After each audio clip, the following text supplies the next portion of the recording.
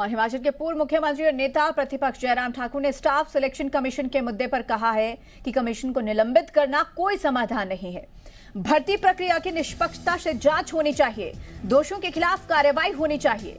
साथ ही जयराम ठाकुर ने कहा है कि पूर्व में हमारी सरकार की ओर से निकाली गई भर्तियों को बाधित नहीं किया जाना चाहिए। ये युवाओं के रोजगार का सवाल है। सरकार को अब डी नोटिफाइड जांच जैसे मुद्दों से आगे बढ़कर काम करना चाहिए। नेता प्रतिपक्ष जयराम ठाकुर ने सरकार पर तंज कसते हुए कहा है कि इतने दिनों में कैबिनेट नहीं बनना सरकार की नाकामी को दर्शाता है और ये पहली ऐसी सरकार है जिसका चुनाव 2022 में हुआ और मंत्रिमंडल 2023 में बनेगा। सरकार को जल्द मंत्रिमंडल गठित करना चाहिए, जनता इंतजार कर रही है। नेता प्रतिपक्ष ने विधानसभा का शीत सत्र भी जल्द कराने की बात कही है।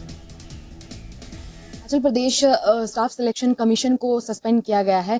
काफी मुद्दा जो है वो प्रदेश में गर्मा रहा है। आप कैसे देखते हैं सरकार के इस फैसले को? नहीं, देखिए, अगर वहां पर गलत हुआ है तो निश्चित रूप से कार्रवाई होनी चाहिए और जांच होनी चाहिए। जो दोषी है उनके खिलाफ जो सख्त कार्रवाई की जा सकती है कानून के मुताबिक, वो होनी भी चाहिए। लेकिन उसके बावजूद मैं इतना जरूर कहना चाहता हूं, साथ साथ में ही सरकार को इस बात पर भी सोचना होगा। उन्हें मालूम नहीं कितना सोचा, मैं इसमें ज्यादा कहना नहीं चाह रहा हूं। हजारों की संख्या में जो हमने पोस्टें क्रिएट की हैं, जो हमने भरने के लिए सबऑर्डिनेट सिलेक्शन कमीशन हमीरपुर को भेजी हैं, उसके बारे में सोचना चाहिए। उस प्रक्रिया को बिना बाधित किए हम जल्दी से उसको पूरा कैसे कर सकते हैं ताकि हिमाचल प्रदेश के नौजवानों को जल्दी से जल्दी रोजगार मिल सके। कैसे सरकार के आप इस फैसले को देखते हैं? आप समर्थन करते हैं सरकार के इस फैसले का? नहीं, देखिए, मैं जहां तक जांच की बात कही, पेपर लीक हुआ तो उस पर तो कार्रवाई होनी चाहिए, निश्चित रूप से होनी चाहिए। जो दोषी है उनके खिलाफ सख्त कार्रवाई होनी चाहिए।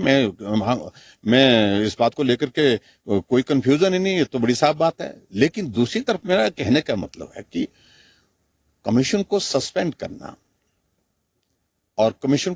करना और भर्ती प्रक्रिया पर सारी पर रोक लगाना, क्योंकि बहुत सारे नौजवान ऐसे हैं जो बहुत परिश्रम के बाद, मेहनत करने के बाद जो अपना भविष्य की उम्मीद लगाए बैठे हैं, उनके भविष्य का क्या होगा, इसका प्रश्न सरकार से हम पूछ रहे हैं। उनके बारे में आपने सोचा क्या? अभी तक उनके दिमाग में यही है कि हम विचार करेंगे, सोचेंगे, उनके किसी और के माध्यम से, किसी और सिस्टम के माध्यम से और व्यवस्था के माध्यम से उनके लिए उस प्रक्रिया को पूरा करेंगे। लेकिन वो और प्रक्रिया होगी क्या, ये क्लियर नहीं हो पाया है।